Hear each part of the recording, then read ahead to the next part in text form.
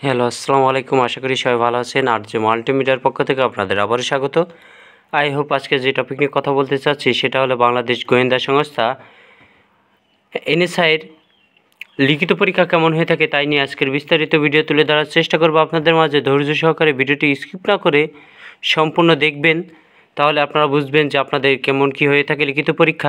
আমি সবসময় চাই যে আমার ভিডিওটি যেন বড় না হয়ে যায়, এজন্য সংক্ষেপে বলে দেওয়ার চেষ্টা করি। আমি সবসময়ই এই লিখিত পরীক্ষাগুলো কোথায় হয়, আপনাদের যে কোনো কলেজে কিংবা কোনো স্কুলে এই পরীক্ষাগুলো হবে। আপনারা সেই কলেজ বা স্কুলে আপনাদের যেতে হবে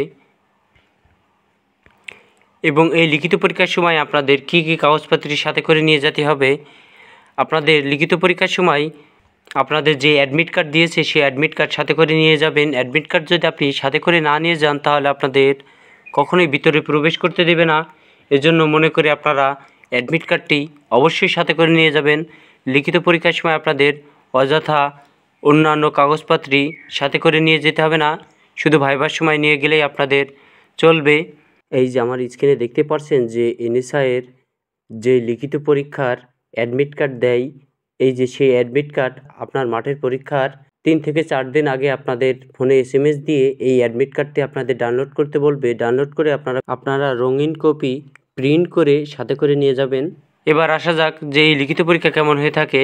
সর্বপ্রথমে আপনাদের লিখিত পরীক্ষা হয় MCQ, তারপরে দ্বিতীয় দিন আপনাদের লিখিত পরীক্ষা হয় এবং তৃতীয় দিন আপনাদের শারীরিক যোগ্যতা যাচাই এবং ভাইবা হয়ে থাকে। আশা করি আপনারা সবাই বুঝতে পারছেন যে কি আপনাদের প্রয়োজন, লিখিত পরীক্ষা কেমন হয়ে থাকে। কিছু না বুঝতে পারলে আমার কমেন্ট বক্সে কমেন্ট করবেন, আমি রিপ্লাই দেওয়ার চেষ্টা করব। আজকের মতন এই পর্যন্তই। ভালো থাকবেন, সুস্থ থাকবেন। আল্লাহ হাফেজ। পরবর্তী ভিডিওতে আপনাদের সাথে আবারও দেখা হবে নতুন কিছু আপডেট নিয়ে।